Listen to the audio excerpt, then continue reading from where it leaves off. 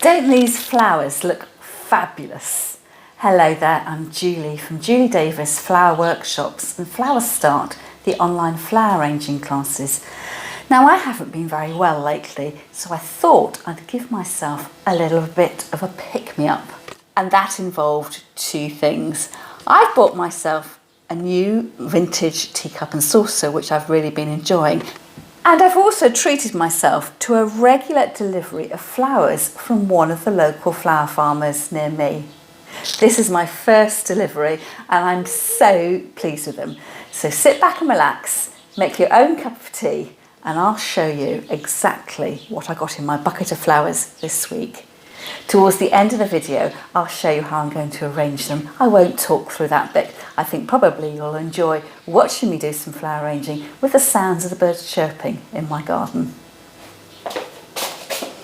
And the teacup and saucer, well, here they are. I saw this lovely blue and white transferware in a charity shop near me, and it took me 2 or 3 visits before I decided to make my purchase.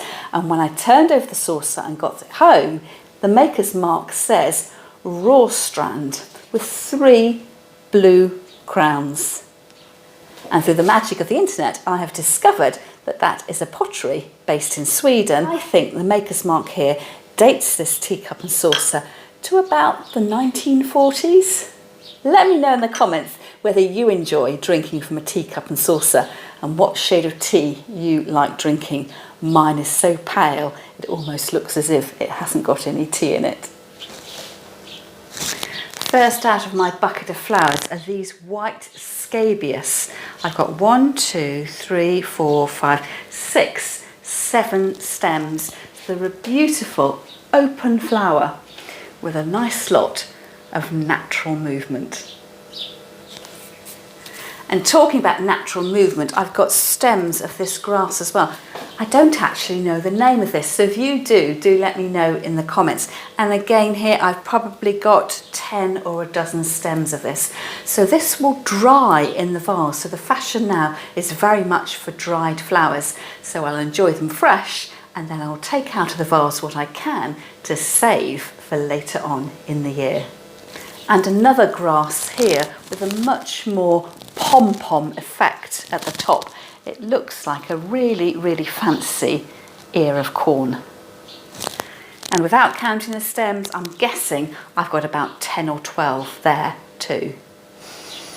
Now the scent on this is just absolutely amazing. 6 stems of mint. So if you've been watching my YouTube lives on a Tuesday morning, you'll see that I've been picking some herbs out of my garden to use as a small bouquet in a jam jar. In case you haven't seen it, I'll leave a link to that video in the show notes under this one. But I was talking in that previous video about how handy mint was as a greenery. It's really robust and such a lovely scented foliage. Do you know what it is? 7 stems of this vibrant pink, almost a salmon pink. I'm not entirely sure what these are. I'm wondering whether they are really, really fancy snapdragons. What do you think? Can you tell? You'll know this flower, I expect. It's really fashionable at the moment. The pom-pom dahlia. Looks like I'm losing a few petals there. So I've got 2 in full bloom and 2 buds. They're quite short stems, so probably when I put those in my vase, I'm going to tuck them in right at the front so their neck is resting on the rim of my vase. And these, do you know what this flower is? You might know it in its bright yellow form, almost an acid yellow. It's a yarrow. It looks beautiful in its fresh form, but you might see it also as a dried flower. So at some point when I'm enjoying my vase of flowers, I need to decide whether I'm keeping these flowers as fresh flowers or whether I want to take some of them out of the vase and dry them to enjoy in the meagre months of the winter when I can't get hold of fresh flowers. And my final flower has got lots of natural movement as well. It's a really luscious dark burgundy colour, and I think this is a scabious too. If it's not, I'm sure you'll correct me in the comments. My flowers have been sitting in water. I've got my vase at the ready, so let's go out onto my patio table and I'll show you how I'm going to arrange these flowers in a casual style in a vase that used to belong to my mum.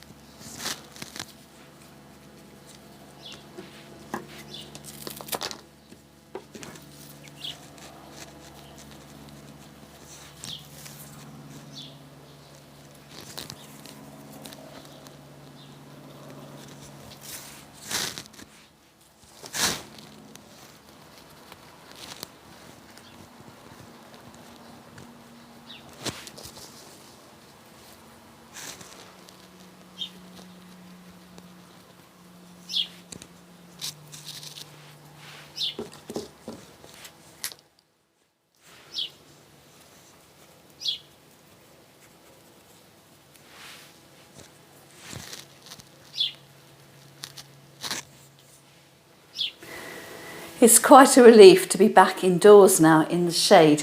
So normally I wouldn't do my flower arranging in the heat of the day. You need to treat your flowers with kindness, and just like you, they prefer being in the shade and having a long, cool drink of water. Now you might have noticed as I was arranging, I had to fiddle about with a couple of the stems. I got them in the perfect place, and then when I looked back at my vase, I discovered that they were actually sticking outside my vase and not actually inside with where the water is. And sometimes if you find some of your flowers are dying off sooner than you think, it's normally user error, and you've either forgotten to tuck your flowers down inside the vase, or you haven't kept an eye on the water level.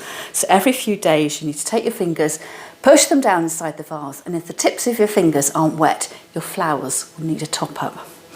So for my £25, I have got the most amazing display of flowers. And as I was putting the last few stems in, it was getting harder and harder to find space to get the stems to fit inside the neck of my vase. So the reason I have packed so many flowers into that single vase is I wanted to create a bit of wow, a bit of impact, and feel like I've given myself a special treat.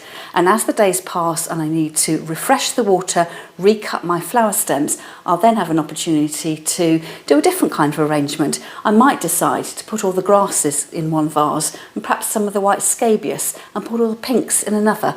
I can reinvent my flower arrangement every few days and really give myself a special treat. Well, I hope you've enjoyed this video, and if you decide to treat yourself to a subscription of flowers from your local flower farmer, let me know in the comments. And if you live in the UK, if you search for flowers from the farm and put in your address, it should bring up a local flower farmer near you. That's all for me for now, and I'll see you again next time.